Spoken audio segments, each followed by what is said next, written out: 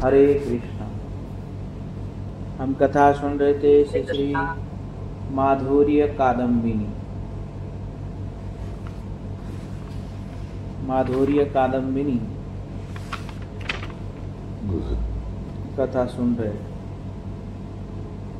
किसी को याद भी है कि नहीं?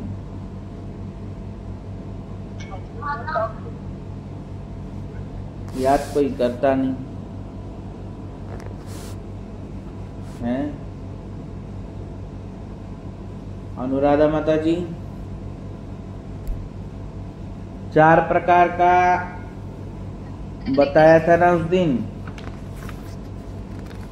बताओ।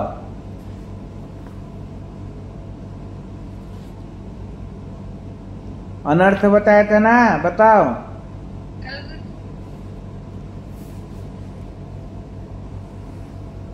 दुष्कृति उत्थ बताया था ना, अनर्थ सुकृति, ये सब बताओ। याद है नहीं है? म्यूट है।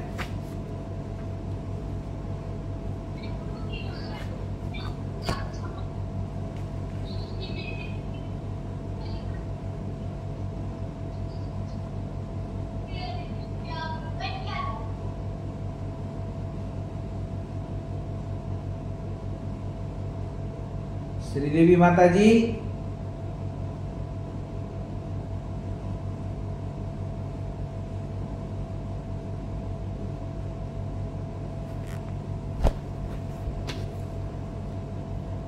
याद रहता नहीं है, क्या करेगा किसी को। कोई कह देगा मुझे सुनाई नहीं देता, कोई कहेगा मेरे को पता ही नहीं, कोई कहेगा मैं लिखा नहीं। कैसे भक्ति करेगा जब ये सब चीज याद ही नहीं करेंगे? तो कैसे भक्ति करेंगे?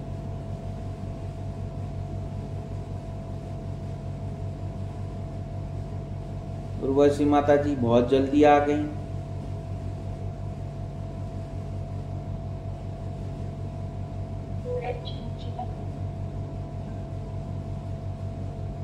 बहुत जल्दी आ गई।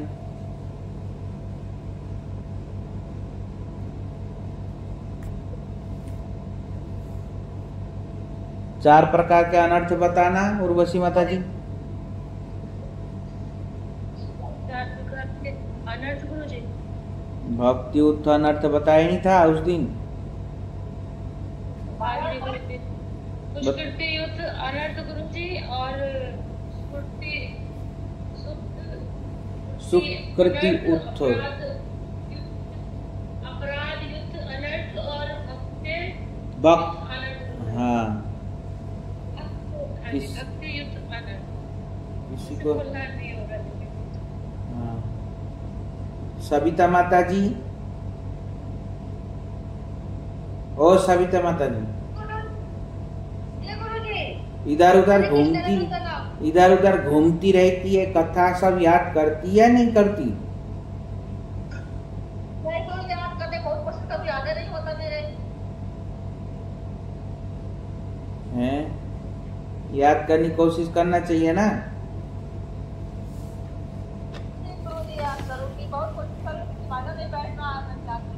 हरे कृष्णा गुरुदेव, दंडवत प्रणाम।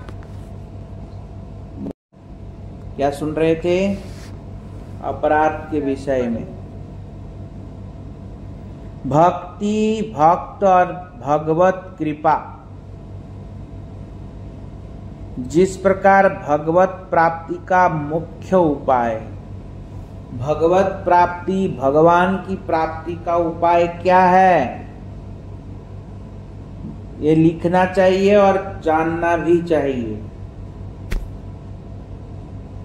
भक्ति, भक्त और भगवत कृपा। भक्ति, भक्त, भगवत कृपा। भक्ति, भक्त, भगवान क्या है? भक्ति, भक्त, भगवान।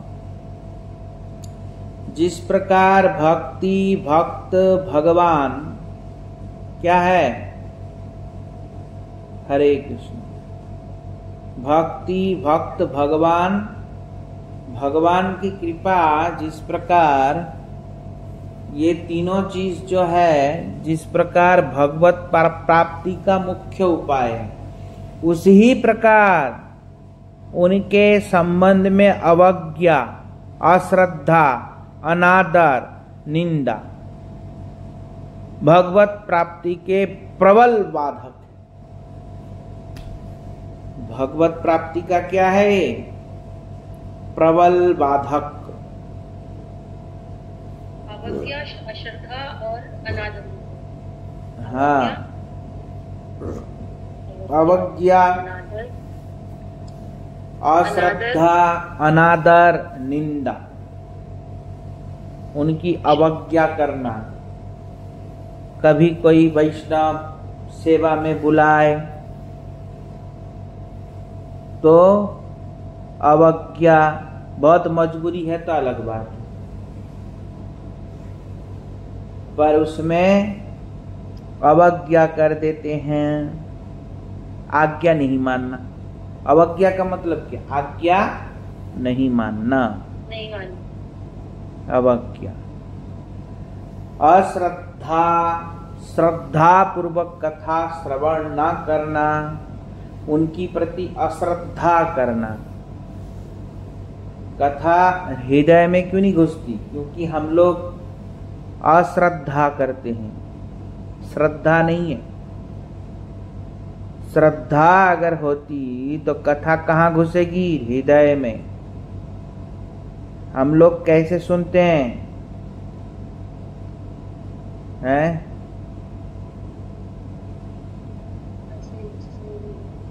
एक कान से सुनते हैं, दूसरे कान से निकाल देते हैं, या तो सुनते हैं मुंह से निकाल देते हैं। एक सुनता, तीन प्रकार के श्रोता होता है। एक सुनता है दूसरे को सुनाने के लिए, अपने नहीं, दूसरा। और एक सुनता है, एक कान से सुनता है, दूसरे कान से निकाल देता है, उनको लेना ही नहीं है,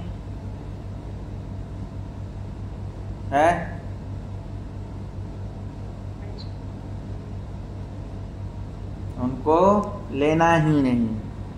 ये देखो, ये सविता माता जी घूमती फिरती कथा सुनती रहेंगी और फिर कहेगा हमको याद ही नहीं होता। याद कैसे रहेगा? पानी आ रहा है ना, कृष्ण को जी वो अंजू माता जी कहाँ चली गई? भक्ति, भगवान और भक्त, इन तीनों का ही अवज्ञा, अश्रद्धा, अनादर और निंदा करने से भगवत प्राप्ति कभी भी संभव नहीं है, कभी भी नहीं, दूर दूर तक नहीं। इसलिए ना तो अवज्ञा करनी है, ना निंदा करनी है, ना अनादर करना है। हाँ, ये तीनों चीज नहीं कर सकते। अगर किसी का किसी वैष्णवों से मेल नहीं खाता, बहुत बार ऐसा होता है, मेल नहीं खाता, तो उस परिस्थिति में क्या करेंगे? ना तो उनकी निंदा करेंगे,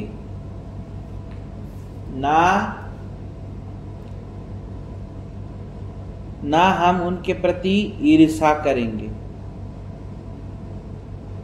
ईर्ष्या भी नहीं, निंदा भी नहीं। तो उस परिस्थिति में क्या करेंगे? उस परिस्थिति में उनसे प्रणाम करके उन्हीं से दूर रहेंगे। समझ में आया? जी। ना हिंसा करेंगे, ना उनकी निंदा करेंगे। ऐसा होना चाहिए कुछ दिन के लिए, वो भी बहुत बड़ा कोई चीज है इसीलिए। पर छोटी मोटी चीज हो, हाँ, तो उस परिस्थिति में क्या करेंगे? है उस परिस्थिति में हमको माइंड नहीं करना चाहिए। घर में भी बहुत कुछ होता है, तो हम क्या करते हैं, एक दूसरे के साथ सामंजस्य करके रहते हैं। घर में भी कोई किसी का मुंह नहीं देखना चाहता है, कभी कभी ऐसा होता है, जी। अपने घर में नहीं होता, कोई कोई होता है एक दूसरे का मुंह नहीं देखना चाहता। बेटा बाप का नहीं देखना चाहेगा, माँ बेटा का नहीं देखना चाहेगा, ऐसा कभी कभी होता है। नहीं चाहने पर भी फिर धीरे धीरे उसको भूल करके फिर देखना पड़ता है। ऐसा होता है ना, क्योंकि हम उस परिस्थिति में हम मानते ही हमारा ही तो है। क्या मानते हैं? तो उसी प्रकार हमारे भाई, हमारे गुरु बहन, इसी प्रकार मानना पड़ेगा। कुछ दिन के लिए तो हम दूर रह सकते हैं, पर हमेशा के लिए नहीं। उस परिस्थिति में अगर किसी के अंदर दोष है तो उस समय हम उनकी निंदा नहीं करेंगे। हाँ, उसके दोष दिख भी रहा हो तो भी उसके बारे में उसको दोष देखेंगे नहीं, क्योंकि जैसे हम दूसरे के दोष देखेंगे वो दोष तुरंत हमारे अंदर आ जाएगा और हमको पता नहीं चलेगा वो हमारे अंदर वो दोष कब आ गया, ये पता नहीं चलेगा। समझ में आया? ये दोष देखना बहुत खतरनाक होता है। जैसे हम दोष देखेंगे किसी भी वैष्णव का, वो दोष हमारे अंदर प्रवेश कर जाता है। इसलिए दोष अगर देखना है तो अपना देखना है। अगर कोई व्यक्ति अपना दोष देखेगा ना तो उसको दूसरे का दोष दिखाई ही नहीं देगा। हम लोगों को अपना दोष दिखता नहीं है, दूसरे का दोष बड़े गौर से दिखता है। तो हम अधम, इसके मतलब ये समझना पड़ेगा, हमको दूसरे का दोष दिख रहा है तो हम अधम हैं। हम भक्त तो किसी कैटेगरी में नहीं। समझ में आया? और भक्त होके भक्त समझेंगे तो भी अधम है, वो भक्त नहीं है। क्योंकि दीनता अगर नहीं है तो वहां भक्ति प्रवेश ही नहीं कर सकता। भक्ति का मूल है दीनता, प्रेम का मूल है दीनता। इसी माधुरी कादम्बिनी में बताया सबसे पहले। तो दीनता का मतलब क्या होता है? मेरे को तो ये समझ में नहीं आता। लोग थोड़ा सा भजन करते हैं, थोड़ा सा माला करते हैं, वो भी भ्रमयुक्त माला, भ्रमयुक्त भजन करके अपने आप को पता नहीं क्या समझते हैं। मैं तो कितना भाव में वरिष्ठ हो गया, भाव में मेरे अंदर प्रवेश कर गया, ऐसे ऐसे सोचते हैं। जबकि उल्टा होता है। जिस समय किसी व्यक्ति का भाव आता है उसके अंदर दीनता आती है। क्या होता है? दीनता आती है। उस समय उनको ये दिखाई देता है पूरा दुनिया भजन कर रहा है, मैं नहीं कर पा रहा हूं, पूरी दुनिया का कल्याण हो गया, मेरा नहीं हुआ, ऐसा दिखाई देता है। पर हम लोग क्या करते हैं, ये समझ नहीं पा रहा ये भाव, मैं बड़े अच्छे से समझ रहा हूं, ऐसा समझते। ये उल्टा, इसके मतलब उसके अंदर ही नहीं है, उनका वो ढोंग है, नाटक है, भ्रम है, उसको पता ही नहीं है। क्योंकि सचमुच का जब भाव आता है तो इस प्रकार का भाव होता है। किस प्रकार का होता है? एक भावुक व्यक्ति जिसके अंदर भाव आ गया हो, उसके अंदर दीनता आएगी अगाध, इतनी दीनता आएगी कि कहा नहीं जा सकता, इतना दीनता आएगा। और वो स्वाभाविक आएगा, लाने से नहीं आएगा, वो स्वाभाविक आएगा। इसीलिए तो कह रहे हैं भाव अवस्था में ही व्यक्ति महाभागवत होता है। और महाभागवत सबको भक्त देखता है, अपने को दुष्ट देखता है। महाभागवत ऐसा देखता है। इसलिए महाभागवत कभी भी किसी के दोष नहीं देखते। आया समझ?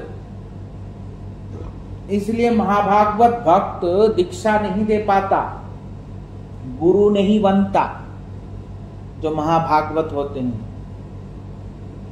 क्यों नहीं बनते? क्योंकि उस परिस्थिति में उनको सभी लोग भक्त नजर आते हैं। क्या नजर आते हैं? उस परिस्थिति में सभी लोग भक्त नजर आते हैं। उस परिस्थिति में वो अपने आप को अभक्त समझते हैं।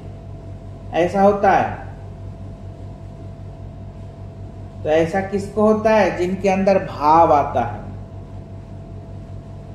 तो महाभागवतों के अंदर ऐसा होता है। इसीलिए तो गुरु भी तो महाभागवत होता है। तो फिर गुरु दीक्षा कैसे दे रहे हैं? तो उस परिस्थिति में गुरु पुनः जीवों के ऊपर कल्याण करने के लिए अपनी भाव दशा को त्याग करके मध्यम कोटि को वर्ण करता है। मध्यम अधिकारी में पुनः नीचे आते हैं, भाव प्राप्त करके फिर नीचे आते हैं। आया समझ? तब उस समय ईश्वरे तद अधीनेशेषु बालिशेषु द्वेषेषु च, ईश्वर के प्रति प्रेम व्यवहार रखेंगे जो गुरु होता है या जो मध्यम कोटि के भक्त होते हैं। और बालिशेषु द्वेषेषु च, जो अज्ञ लोग हैं उनके प्रति कृपा करेंगे। जैसे हम लोग सब अज्ञ हैं तो हमारे गुरुवर्ग लोग कृपा करते हैं, तो उनके प्रति कृपा करेंगे। और जो भगवान के अधीन है उनके प्रति मित्रता भाव, मतलब भगवान के जो भक्त है उनके प्रति कैसा भाव रहेगा? उनका मित्रवत भाव उनके प्रति, कि मेरे परम बंधु है, ऐसा भाव रहेगा। हाँ, और उनका बड़ा सत्कार सम्मान ये सब करेंगे जो भक्त है। और जो द्वेषी है, भगवत विद्वेषी है, उनके प्रति उपेक्षा करेंगे। ये मध्यम भक्त का लक्षण। ये किसके लक्षण हैं? मध्यम भक्त का लक्षण है। तो इसी ही प्रकार अहंकार का गंध भी रहने से भगवत प्राप्ति तो दूर की बात है, आत्म प्राप्ति भी नहीं होगा, स्वरूप सिद्धि भी नहीं होगा अहंकार का गंध रहने से। जब अहंकार का गंध का नाश हो जाता है तब स्वरूप सिद्धि होती है। स्वरूप सिद्धि कैसे होती है ये सुनना चाहिए। स्वरूप सिद्धि किसको कहते हैं उर्वशी माता जी? अपने आप को जानना, अपनी आत्मा का स्वरूप जानना। हाँ, अपने आत्मा का स्वरूप जानना। तो आत्मा का स्वरूप जानना नहीं, देखना। आत्मा का स्वरूप देख लेना। तो आत्मा का स्वरूप कैसे देखेंगे? जब हमारे अंदर किसी भी प्रकार का अहंकार नहीं रहेगा, तब आत्म स्वरूप की उपलब्धि होता है। और वो होता है भाव दशा में। कौन से दशा में? भाव दशा में। रुचि अवस्था में भी आत्म स्वरूप की उपलब्धि नहीं होता। आया समझ? आसक्ति में भी नहीं होता। भाव जब आएगा तभी स्वरूप सिद्धि होता, उससे पहले स्वरूप सिद्धि नहीं होता। समझ में आया? रुचि में भी स्वरूप सिद्धि नहीं होगा, आसक्ति में भी स्वरूप सिद्धि नहीं होगा। भाव आसक्ति जारी ही हो, भाव आ रही हो, उसी परिस्थिति में स्वरूप की सिद्धि होती है। अपने स्वरूप के बारे में जानता है कि मेरा यह स्वरूप है, मैं ये हूं, मेरा ये नाम है, मेरा ये वस्त्र है, इस प्रकार वो जानता है। समझ में आया? भाव दशा जारी हो जी, आसक्ति जा रही हो, भाव आ रही हो,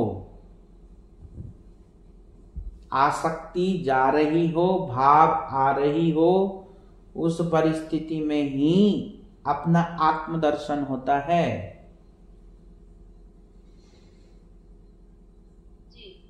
समझ में आया? उससे पहले नहीं होता।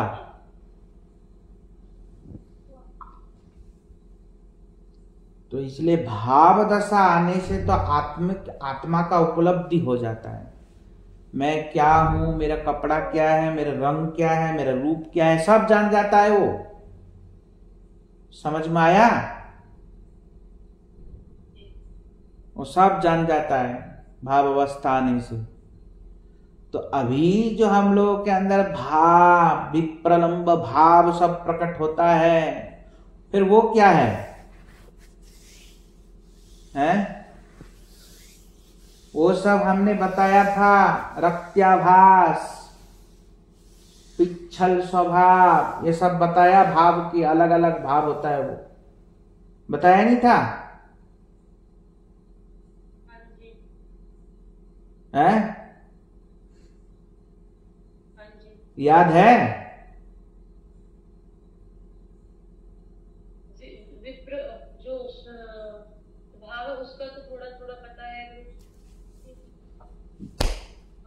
जो भक्ति रसामित सिंधु बिंदु में सुनाया मैंने, रत्याभास भाव, ये सब सुनाया नहीं था मैंने? हाँ जी, बताया तो है वो, लेकिन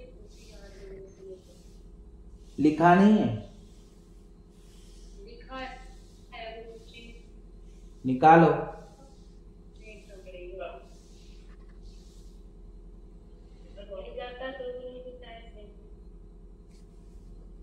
इसलिए ये सब भाव होता है, पता नहीं चलता। ये सब याद रखना चाहिए। याद नहीं रखेंगे तो हमको पता चलेगा हमारा भी ऐसे ही भाव आ गया, ओहो दिव्य भाव प्रकट हो गया। हाँ तो बोलो। लेकिन कहीं कहीं गलती सर्दी होगा तो क्षमा कर देना। हाँ बोलो।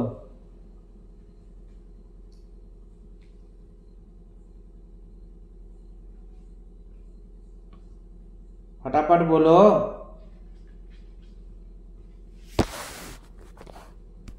हरे कृष्ण गुरुदेव। कि सेवा अपराध कितना होता है। जैसे अपराध, सेवा अपराध करने पर और हम सोचेंगे कि सेवा अपराध सेवा से ही नष्ट होगा या सेवा अपराध नाम करने से नष्ट हो जाएगा, इस प्रकार की बुद्धि रख करके अगर हम सेवा अपराध करते जाएंगे, सावधान नहीं रहेंगे, तो उसके लिए कह रहे हैं कि वो सेवा अपराध भी नाम अपराध में परिवर्तित हो जाएगा। और सेवा क्या होगा? सेवा अपराध नाम अपराध में परिवर्तित हो जाएगा। तो इसलिए सेवा अपराध जानना चाहिए। भगवान के सामने पादुका पहन के नहीं जाना चाहिए, सवारी में बैठ के नहीं जाना चाहिए, इष्ट देव के उत्सवों का निरादर करना, अनुष्ठान ना करना। भगवान की कोई उत्सव है, अपने गुरुजी का भी कोई उत्सव है तो उसको नहीं करना, अपराध होता है। आया समझ? अब अविष्ट देव के सम्मुख उपस्थित होकर के भी प्रणाम न करना, मतलब भगवान के सामने उपस्थित होकर प्रणाम नहीं करना। उच्चिष्ट अवस्था में भगवान का वंदना करना, अपवित्र अवस्था में भगवान की वंदना करना, एक हाथ से प्रणाम करना, देवता को पीठ दिखाकर प्रदक्षिण करना, भगवान को पीठ दिखाकर परिक्रमा करना। मतलब परिक्रमा को, जैसे परिक्रमा हम करते करते आते हैं, भगवान के सामने भी परिवर्तन नहीं होना और वो ऐसे ही चले जाना, तो वो कह रहे हैं ऐसा करना भी अपराध है। समझ में आया? और विग्रह के आगे पैर पसार के बैठना, उनके सामने हाथों को घुटने में बांध के बैठना, उनके सामने शयन करना, उनके सामने भोजन करना, विग्रह के सामने मिथ्या भाषण करना, विग्रह के सामने उच्च स्वर से बोलना, हाँ, आपस में वार्तालाप करना, भगवान के सामने आपस में वार्तालाप करना। समझ में आया? भगवान के सामने आपस में भी वार्तालाप नहीं कर सकते हैं। श्री विग्रह के सामने रोना, भगवान के सामने नहीं रोना चाहिए। विग्रह के सामने किसी पर अनुग्रह और निग्रह मतलब डांटना और फटकारना नहीं चाहिए। भगवान के सामने, उनके सामने किसी के प्रति प्रीति मतलब किसी को प्रेम नहीं करना चाहिए, किसी को कटु भाषण नहीं बोलना चाहिए। हाँ, उनके सामने किसी की निंदा नहीं करनी चाहिए, दूसरे की स्तुति भी नहीं करनी चाहिए, अश्लील भाषण भी नहीं करनी चाहिए, अधोवायु का परित्याग करना नहीं चाहिए। सामर्थ्य रहने पर भी गौण उपचार से सेवा करना, अर्थात अर्चन के समय पुष्प, तुलसी, धूप, दीप और नैवेद्य आदि प्रधान सेवा के उपकरणों को अर्पण करने की सामर्थ्य रहते हुए भी जल आदि गौण उपचार के द्वारा उनकी सेवा करना, यह अपराध है। सब कुछ सामर्थ्य है भगवान की सेवा करने के लिए, पर करेंगे नहीं, खाली पानी से कर देगा, तो ये अपराध है। बहुत लोग कहते हैं ना, पत्रम पुष्पम फलम तोयम यो में भक्तिया प्रयच्छति। भगवान को तो फल फूल दे दो, कुछ भी दे दो, कुछ भी चढ़ा दो, ऐसा नहीं होता। सामर्थ्य है फिर भी भगवान की सेवा नहीं करेगा तो अपराध है। आया समझ? अनैविध वस्तुओं को भोजन करना, भगवान का भोग लगाए बिना भोजन करना, ये भी सेवा अपराध में आता है। हाँ, समय उपयोगी फल पुष्प आदि अर्पण न करना, जिस समय जो फूल आता है, जिस समय जो फल आता है, वो भगवान को अर्पण ना करना, ये भी अपराध। समझ में आया? ऋतु काल में जो फल होता है या ऋतु काल में जो फूल होता है, वो फूल भी भगवान को अर्पण करना चाहिए, फल भी। समझ में आया? किसी भी वस्तु के अग्रभाग को स्वयं भोजन कर या दूसरों को देकर उसका अवशिष्ट भाग भगवान को अर्पण करना। घर में कोई चीज लाया और सबसे पहले सबको खिला दिया काट कूट के, और बचा हुआ चीज भगवान को दे दिया, या उससे पहले किसी और को दे दिया और फिर भगवान को उसी में से भगवान का भोग लगा रहे हैं, ये भी अपराध। आया समझ? ये भी अपराध है। श्री विग्रह को पीठ दिखा करके बैठना, विग्रह के सम्मुख दूसरों को प्रणाम करना, हाँ, अभिवादन करना, सत्कार स्वागत करना, गुरुदेव के सामने मौन रहना, ये भी अपराध है। अर्थ क्या करना चाहिए गुरुदेव के सामने? प्रणाम आदि न कर, उनके प्रश्नों का उत्तर न देकर चुपचाप बैठना अपराध है। गुरुजी के सामने प्रणाम आदि नहीं करके उनके सामने चुपचाप बैठना, यह अपराध है। या गुरुजी कुछ पूछ रहा है तो उसका जवाब ना देना, ये अपराध है। अपनी प्रशंसा करना, ये भी अपराध है। समझ में आया? भगवान के सामने अपनी प्रशंसा करना, ये भी अपराध है। या खाली अपनी भी प्रशंसा करना, मैं बहुत अच्छा हूं, मेरे अंदर कोई दोष नहीं, ये अपराध है। विशेष करके गुरु जी के सामने अपनी प्रशंसा करना अपराध। समझ में आया? भगवान के सामने तो है ही है, और गुरु जी के सामने भी अपनी प्रशंसा करना ये भी अपराध। तो ये जानना चाहिए। हम लोग देखते नहीं, कुछ नहीं, और आके गुरु जी के सामने प्रशंसा की झड़ी लगा देते हैं, और समझते हैं हम बड़ी अच्छी है, तारीफ लूट रहे हैं। पर तारीफ लूटना ही अच्छा गुण नहीं, दुर्गुण होता है तारीफ बटोरना। तो ये समझना चाहिए, समझने की चेष्टा करनी चाहिए। ये सब अपराध है, 32 प्रकार के सेवा अपराध में आता है। देवताओं की निंदा करना, इस प्रकार ये 32 प्रकार के सेवा अपराध है। समझ में आया? ये सब परित्याग करना चाहिए सावधानी पूर्वक। वराह पुराण में और भी कुछ अपराध बताया गया है संक्षेप में, अब बता रहे हैं। अंधकार युक्त गृह में भगवान को स्पर्श करना अपराध है। अंधकार हो, भगवान को छू नहीं सकते, अपराध होता है।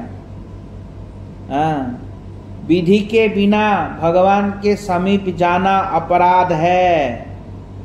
जिस समय मंदिर खुलना चाहिए उसी समय भगवान की मंदिर खुलना चाहिए, उससे आगे पीछे खुलने से अपराध होगा। घंटा आदि वाद्य के बिना मंदिर का द्वार खोलना अपराध है। कुत्ता आदि के उच्चिष्ट द्रव्य संग्रह करना, पूजा आदि के समय मौन खोलना,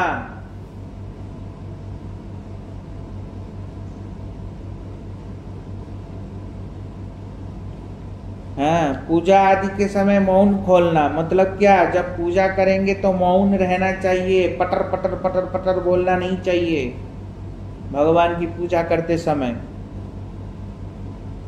अगर कोई बोलता है पूजा करते समय तो अपराध होता है। पूजा करते करते मलमूत्र का परित्याग करने के लिए जाना भी अपराध है। पूजा करते करते मलमूत्र का परित्याग या सेवा करते करते मलमूत्र का परित्याग करने जाना भी अपराध है। बाहर गंध माल्य अर्पण न कर पहले ही धूप देना।